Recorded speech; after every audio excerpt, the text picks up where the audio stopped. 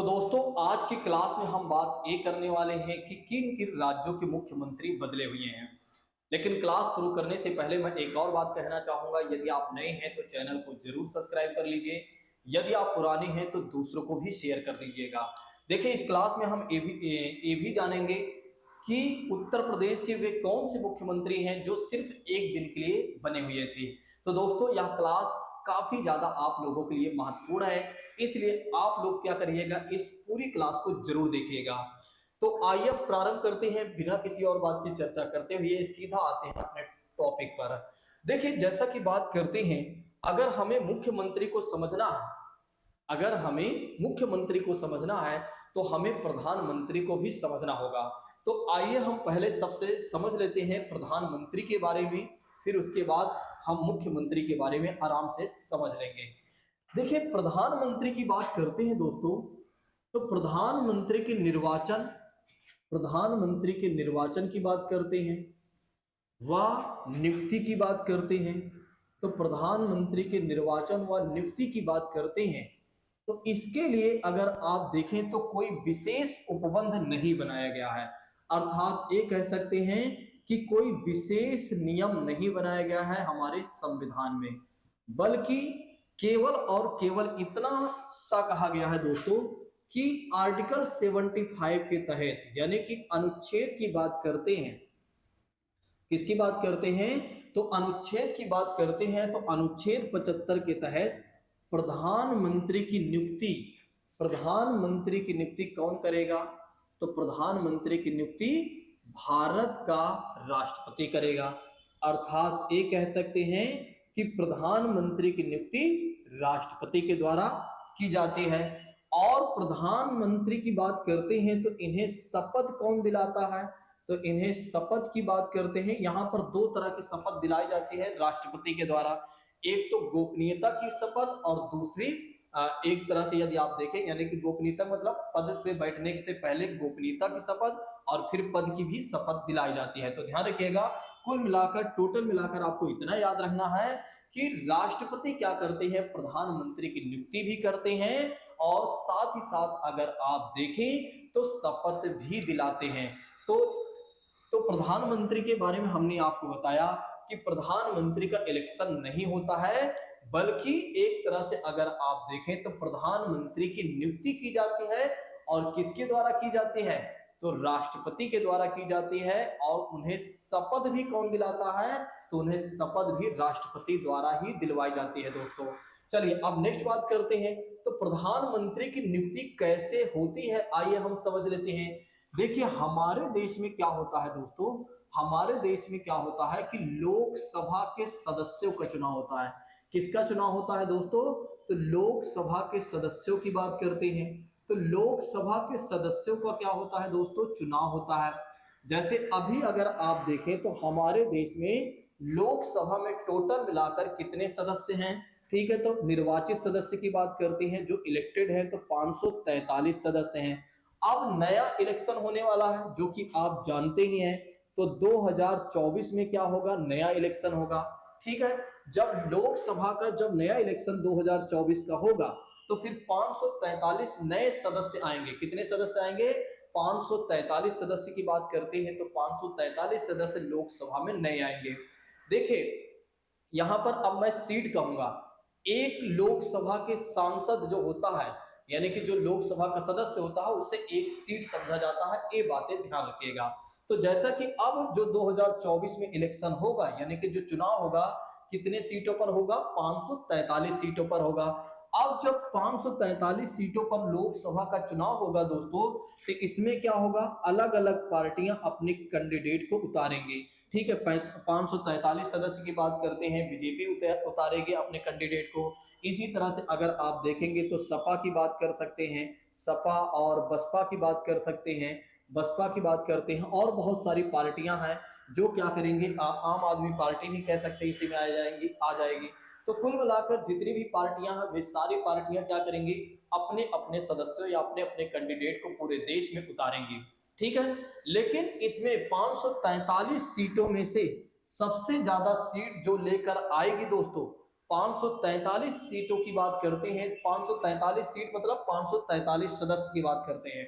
ठीक है, तो 543 जो सदस्य बनेंगे दोस्तों, यानी कि 543 सदस्यों में से जो सब, देखो सदस्य मतलब मैंने आपको पहले ही बता दिया सीट, अब बार बार मैं सदस्य नहीं बोलूंगा बल्कि सीट बोलूंगा। ठीक है, तो 543 में से जो पार्टी सबसे ज्यादा सीट लेकर आएगी, मान लेते हैं बीजेपी की बात करते हैं, तो बीजेपी का अभी इस समय जनाधार ज्यादा है, तो बीजेपी की बात करते हैं, हो सकता है ज्यादा सीट लेकर आए, 300 प्लस सीट लेकर आ जाए।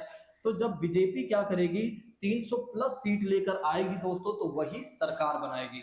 कौन पार्टी सरकार बनाएगी दोस्तों, तो बीजेपी पार्टी क्या करेगी, सरकार बनाएगी। ये केवल और केवल अजम्पशन है, ऐसा सत्य मैं नहीं कह रहा हूं कि 2024 में बीजेपी ही सरकार बनाएगी, कोई भी पार्टी सरकार बना सकती है, इससे हमारा कोई लेना देना नहीं है। ठीक है, तो ध्यान रखिएगा, मान लेते हैं यहां पर 2024 में क्या होता है, 2024 में क्या होता है, बीजेपी सबसे ज्यादा सीट लेकर आती है। जब बीजेपी सबसे ज्यादा सीट लेकर आएगी तो इसकी बहुमत हो गई, यानी कि इसकी मेजोरिटी हो गई। जब इसकी मेजोरिटी हो गई तो यही सरकार बनाएगी। अब सरकार मैंने पहले ही बता दिया, लेकिन अब क्या होगा, पार्टी डिसाइड करेगी कौन प्रधानमंत्री बनेगा। वैसे तो अभी आप देख रहे हैं कि एक चेहरा है, वो है मोदी जी का बीजेपी में, लेकिन अगर मान लेते हैं एक बार गठबंधन की सरकार बन जाए, गठबंधन की बात करते हैं तो गठबंधन उसमें डिसाइड करेगा, जो अभी इंडिया गठबंधन बना हुआ है इसमें डिसाइड गठबंधन के द्वारा डिसाइड किया जाएगा। मान लेते हैं ये अगर जीत जाते हैं तो फिर यहाँ ये सारे गठबंधन मिलकर डिसाइड करेंगे कि कौन प्रधानमंत्री बनेगा। तो कह सकते हैं, यहां पर हम समझ लेते हैं, यहां जल्दी समझ में आ जाएगा। तो पार्टी क्या डिसाइड करती है कि कौन प्रधानमंत्री बनेगा सरकार बनाने के लिए, और फिर जो प्रधानमंत्री होता है वो डिसाइड करता है कि हमारे मंत्रिमंडल में कौन कौन से मंत्री होंगे और उन्हें क्या मंत्रालय मिलना चाहिए। ठीक है, या मंत्रिमंडल की बात करते हैं दोस्तों, या मंत्री परिषद की बात करते हैं, तो वो कौन डिसाइड करता है, प्रधानमंत्री करता है। तो फिर एक अच्छी खासी लिस्ट तैयार हो जाती है भैया। अब वो लिस्ट में ऊपर होता है प्रधानमंत्री का नेम, फिर उसके बाद होता है अन्य मंत्रियों का नेम होता है दोस्तों। फिर ये जो लिस्ट होती है, ये लिस्ट किसके पास जाती है, भारत के जो राष्ट्रपति होते हैं, यानी कि जो भारत का राष्ट्रपति होता है उसके पास यह क्या होता है, लिस्ट जाती है। अब राष्ट्रपति जो होता है दोस्तों, जब जो राष्ट्रपति होता है वो क्या करता है, प्रधानमंत्री की नियुक्ति करता है और उन्हें शपथ भी दिलाता है। और साथ ही साथ यदि आप देखें तो अन्य मंत्रियों की भी नियुक्ति कौन करता है, राष्ट्रपति ही करता है और उन्हें शपथ भी दिलाता है। चलिए, तो अब आई होप कि आप लोग समझ गए होंगे कि हमारे देश में प्रधानमंत्री का इलेक्शन नहीं होता है, हमारे देश में प्रधानमंत्री का इलेक्शन नहीं होता है, बल्कि उनकी नियुक्ति की जाती है। और किसके द्वारा नियुक्ति की जाती है, राष्ट्रपति के द्वारा नियुक्ति की जाती है। तो प्रधानमंत्री बनने के लिए योग्यता क्या होनी चाहिए, देखिए वैसे प्रधानमंत्री बनने के लिए योग्यता की तो कोई खास बात नहीं है, लेकिन हाँ, जैसे लोकसभा के सदस्य बनने की योग्यता के बारे में आपको बताता हूं तो आपको सारी बातें समझ में आ जाएंगी। देखिए, पहले तो लोकसभा की बात करते हैं, तो लोकसभा के सदस्य बनने के लिए व्यक्ति क्या होना चाहिए, भारत का नागरिक होना चाहिए।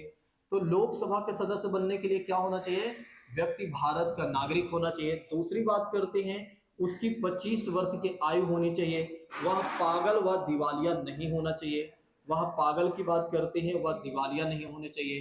तो ध्यान रखिएगा, प्रधानमंत्री बनने के लिए कम से कम 25 वर्ष उसकी आयु तो होनी ही चाहिए। लेकिन हाँ, एक और खास बात याद रखिएगा, प्रधानमंत्री बनने के लिए जैसे कि बात करते हैं, ये जरूरी नहीं है कि वह लोकसभा का ही सदस्य हो, बल्कि वो राज्यसभा का भी सदस्य है तब भी चलेगा। अर्थात ये कह सकते हैं 25 वर्ष से तो कम आयु नहीं होनी चाहिए, ज्यादा चलेगा कुछ भी। तो देखिए, यहाँ पर मैं आपको ये समझा रहा हूं कि प्रधानमंत्री के लिए कोई स्पेशल बात नहीं रखी गई है कि हाँ, प्रधानमंत्री बनने के लिए केवल और केवल इतनी उम्र होनी चाहिए। हाँ, लेकिन इतनी क्राइटेरिया बताई गई है कि जो लोकसभा के सदस्यों की एज होती है या जो उनकी क्राइटेरिया होती है, कम से कम इतनी तो होनी ही चाहिए। और प्रधानमंत्री ये जरूरी नहीं है कि लोकसभा का ही सदस्य रहे, ध्यान रखिएगा, प्रधानमंत्री ये जरूरी नहीं है कि लोकसभा का ही सदस्य रहे, बल्कि अगर वो राज्यसभा का भी सदस्य है तब भी कोई दिक्कत नहीं है। क्योंकि जब पहली बार भारत की पहली प्रधानमंत्री इंदिरा गांधी जी बनी थी, तब वे राज्यसभा की सदस्य थे। ठीक है, तो अगर आपके एग्जामिनेशन में प्रश्न ये बन जाए कि आप हमें बता दीजिए कि प्रधानमंत्री बनने के लिए क्या केवल सिर्फ लोकसभा का ही सदस्य होना जरूरी है क्या, तो आप बताइए नहीं। अगर वो लोकसभा के साथ साथ लोकसभा के सदस्य नहीं है तो राज्यसभा के भी सदस्य हैं, तब भी वो प्रधानमंत्री बन सकते हैं।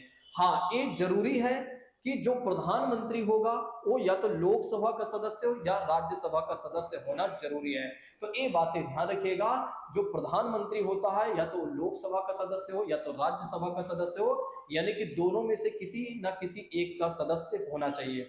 अच्छा, प्रधानमंत्री का कार्यकाल क्या फिक्स होता है क्या?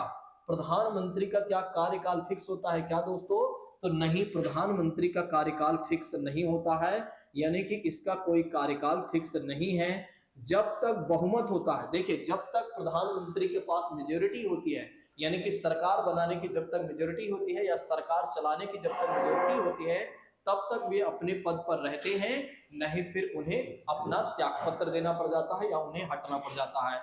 ठीक है, या तो फिर कार्यकाल जब खत्म हो जाता है लोकसभा का, अगर वो लोकसभा के सदस्य हैं, तो फिर क्या हो जाता है, एक तरह से अगर आप देखें तो उनका भी कार्यकाल खत्म हो जाता है। ठीक है, आई होप कि आप लोग मेरी बात को समझ गए होंगे।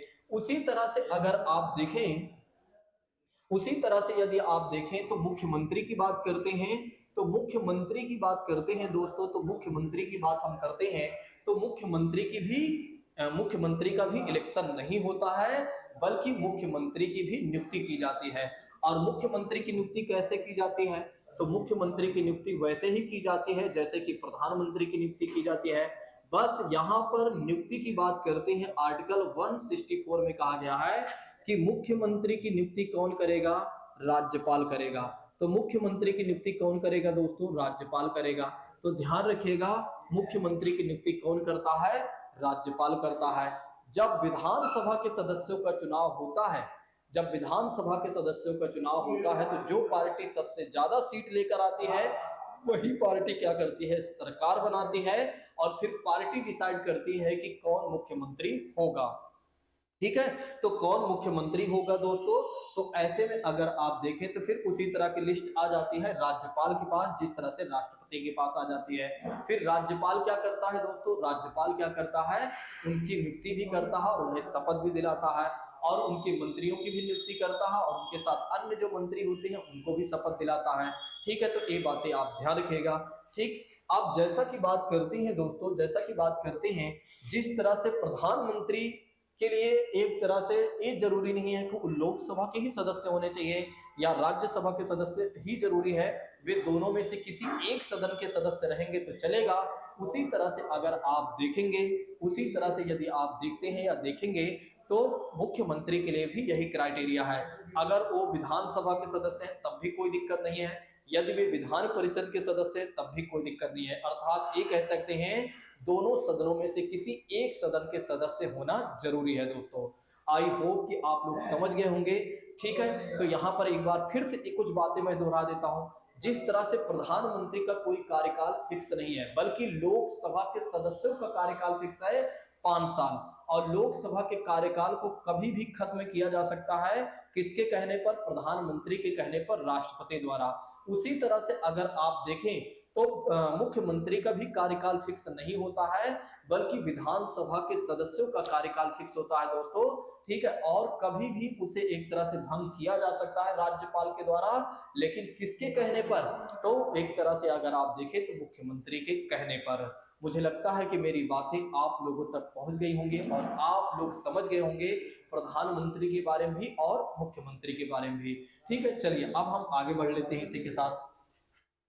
अब हम ये देख लेते हैं कि किस राज्य के कौन से नए मुख्यमंत्री बने हुए हैं। देखिए यहाँ पर लिखा भी है मुख्यमंत्री के संबंध में कुछ बातें। एक मिनट दोस्तों, एक मिनट यार, क्या है भला?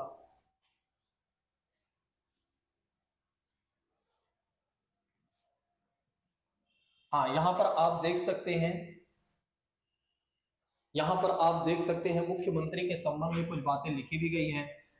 जैसे विधानसभा का चुनाव लड़ने के लिए कम से कम 25 साल आयु होनी चाहिए, और विधान परिषद का सदस्य बनने के लिए कम से कम 30 वर्ष आयु होनी चाहिए, इन दोनों में से किसी भी सदन का सदस्य होने पर व्यक्ति मुख्यमंत्री पद की शपथ ले सकता है। वो जिस तरह से यहाँ पर ये बातें लिखी गई है, वैसे ही अगर आप देखें तो प्रधानमंत्री की भी बात की गई है कि प्रधानमंत्री, ठीक है, प्रधानमंत्री की बात करते हैं, या एक तरह से विधानसभा लोकसभा के चुनाव लड़ने के लिए 25 वर्ष आयु होनी चाहिए और राज्यसभा के सदस्य बनने के लिए 30 वर्ष आयु होनी चाहिए। और इन दोनों सदनों में से किसी भी एक सदन का सदस्य है व्यक्ति, तो वो क्या बन सकता है, प्रधानमंत्री बन सकता है। और मुख्यमंत्री के संदर्भ में विधानसभा की बात की जाती है और विधान परिषद की बात की जाती है, और प्रधानमंत्री के संदर्भ में लोकसभा और राज्यसभा की बात की जाती है। चलिए अब हम आगे बढ़ लेते हैं इसी के साथ। देखिए अगर आप देखें तो छत्तीसगढ़ में नए मुख्यमंत्री बने हुए हैं। तो छत्तीसगढ़ की बात करते हैं तो छत्तीसगढ़ में नए मुख्यमंत्री बने हुए हैं। एक मिनट यार, बार बार क्यों बदल रहा है। देखिए एक मिनट दोस्तों, छत्तीसगढ़ की बात करते हैं तो छत्तीसगढ़ में नए मुख्यमंत्री बने हुए हैं, ये बातें आप याद रखिएगा। विष्णुदेव सहाय की बात करते हैं तो छत्तीसगढ़ के नए मुख्यमंत्री हैं। कुछ अन्य मुख्यमंत्रियों को भी हमने लिया हुआ है जिनसे क्वेश्चन बन ही जाते हैं कई बार। तो जैसे कि आंध्र प्रदेश की बात करते हैं तो आंध्र प्रदेश के जो मुख्यमंत्री हैं वे हैं जगन मोहन रेड्डी की बात करते हैं।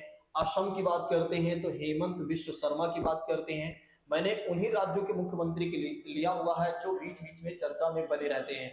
हेमंत बिश्व शर्मा की बात करते हैं तो ये हमेशा चर्चा में बने रहते हैं, इसलिए हमने इनका नाम ले लिया है कि ये कहाँ के मुख्यमंत्री हैं, तो असम की बात करते हैं। नेक्स्ट बात करते हैं हरियाणा की बात करते हैं तो हरियाणा के जो मुख्यमंत्री हैं दोस्तों वे हैं मनोहर लाल खट्टर की बात करते हैं। और हिमाचल प्रदेश की बात करते हैं तो सुखविंदर सिंह की बात करते हैं। और झारखंड की बात करते हैं तो चंपई सोरेन की बात करते हैं, तो ये मुख्यमंत्री बनी है। तो यहाँ पर एक तो छत्तीसगढ़ में नए मुख्यमंत्री बने हैं, कौन है, विष्णुदेव सहाय की बात करते हैं। झारखंड की बात करते हैं तो चंपई सोरेन की बात कर सकते हैं। मध्य प्रदेश की बात करते हैं तो मोहन यादव की बात कर सकते हैं। मिजोरम की बात करते हैं तो लाल दुहामा की बात करते हैं, तो ये मुख्यमंत्री बने हुए हैं। नागालैंड के जो मुख्यमंत्री हैं वो है नेफी रियो की बात करते हैं। राजस्थान की बात करते हैं तो ये भी नए मुख्यमंत्री बने हैं जो कि आप जानते ही हैं, भजन लाल शर्मा की बात करते हैं। सिक्किम की बात करते हैं तो प्रेम सिंह गोले की बात करते हैं। तमिलनाडु की बात करते हैं तो एमके स्टालिन की बात करते हैं, तो ये भी चर्चा में बने रहते हैं। ठीक है, इन्होंने ही अभी क्या नाम है कुछ अभिभाषण दिया हुआ था। ठीक है, तो एमके स्टालिन की बात करते हैं दोस्तों, तो तमिलनाडु के मुख्यमंत्री हैं। नेक्स्ट बात करते हैं तेलंगाना के मुख्यमंत्री बदले हुए हैं, कौन है, रेवंत रेड्डी की बात करते हैं। तो रेवंत रेड्डी की बात करते हैं तो एक कहाँ के मुख्यमंत्री हैं, तेलंगाना के हैं। केंद्र शासित प्रदेशों के मुख्यमंत्रियों को देख लेते हैं क्योंकि पूछे जाते हैं कई बार या हमारे एग्जाम में बन जाते हैं इनसे क्वेश्चन। तो दिल्ली की बात करते हैं तो अरविंद केजरीवाल है। पांडिचेरी की बात करते हैं तो एन रंगास्वामी। जम्मू कश्मीर में अभी चुनाव नहीं हुए हैं तो इसलिए यहाँ मुख्यमंत्री आपको नहीं मिलेंगे। ठीक है, वर्तमान में अगर आप देखें तो भारत में 8 केंद्र शासित प्रदेश हैं और जिनमें से 3 केंद्र शासित प्रदेश में से 3 केंद्र शासित प्रदेश ऐसे हैं जहां पर विधानसभा है। ठीक है, और यहाँ पर मुख्यमंत्री या मंत्री परिषद भी हो सकते हैं। तो 2 तो आप देख सकते हैं, तीसरी यहाँ पर भी विधानसभा है लेकिन यहाँ पर अभी चुनाव नहीं हुआ है। कहां पर, जम्मू कश्मीर में। नेक्स्ट बात करते हैं भारत की पहली महिला मुख्यमंत्री की बात करते हैं। तो भारत की पहली महिला मुख्यमंत्री कौन थी दोस्तों, सुचेता कृपलानी की बात करते हैं, जो 1963 से लेकर 1967 तक उत्तर प्रदेश के मुख्यमंत्री रही थी। नेक्स्ट बात करते हैं भारत में सबसे लंबे समय तक मुख्यमंत्री रहने वाले व्यक्ति कौन थे। तो भारत के सबसे लंबे समय तक मुख्यमंत्री कौन रहे हैं, तो पवन कुमार चावलिंग की बात करते हैं, जो कि सिक्किम की बात करते हैं। तो सिक्किम राज्य के मुख्यमंत्री थे दोस्तों 1994 से लेकर 2019 तक, कह सकते हैं 24 वर्षों तक ये लगातार मुख्यमंत्री रहे हैं। ठीक है, यानी कि भारत में सबसे ज्यादा मुख्यमंत्री पद पर रहने वाले जो व्यक्ति थे वे थे पवन कुमार चावलिंग की बात करते हैं। पवन कुमार चावलिंग की बात करते हैं जो कि सिक्किम के मुख्यमंत्री थे दोस्तों। नेक्स्ट बात करते हैं जगदम्बिका पाल की बात करते हैं। 1998 में उत्तर प्रदेश के मुख्यमंत्री बने, जिनका कार्यकाल सबसे कम समय तक रहा, वो सिर्फ 1 दिन की बात करते हैं। तो 1 दिन के ही मुख्यमंत्री रहे दोस्तों, इनका नाम याद रखिएगा, भूलिएगा नहीं। नेक्स्ट बात करते हैं वर्तमान में सबसे युवा मुख्यमंत्री कौन है। तो अरुणाचल प्रदेश के मुख्यमंत्री हैं और वे कौन है दोस्तों, पेमा खांडू की बात करते हैं तो पेमा खांडू जो है सबसे कम उम्र के मुख्यमंत्री बने हुए हैं अभी। ठीक है, वर्तमान की बात मैं कर रहा हूँ, वर्तमान की बात मैं कर रहा हूँ, ठीक है, ये बात याद रखिएगा। ठीक है, जो कि महज केवल 42 वर्ष के हैं। ठीक है, तो अरुणाचल प्रदेश के जो मुख्यमंत्री हैं अभी वर्तमान में अगर आप देखें तो सबसे कम उम्र के मुख्यमंत्री बने हैं, जिनका नेम है पेमा खांडू की बात करते हैं। चलिए आज के विषय में जैसा कि बात करते हैं, हमने आपको समझाया प्रधानमंत्री के बारे में, साथ ही साथ मुख्यमंत्री के बारे में हमने समझाया, और किन किन राज्यों के मुख्यमंत्री बदले हुए हैं इनके बारे में भी हमने आपको बता दिया है। अगर आप लोगों को क्लास बेहतर लगी हो तो जाते जाते कमेंट करके जरूर जाइएगा। अब आज की क्लास को हम यहीं पर स्थगित करते हैं। Thank you so much. जय हिंद दोस्तों, take care all of you.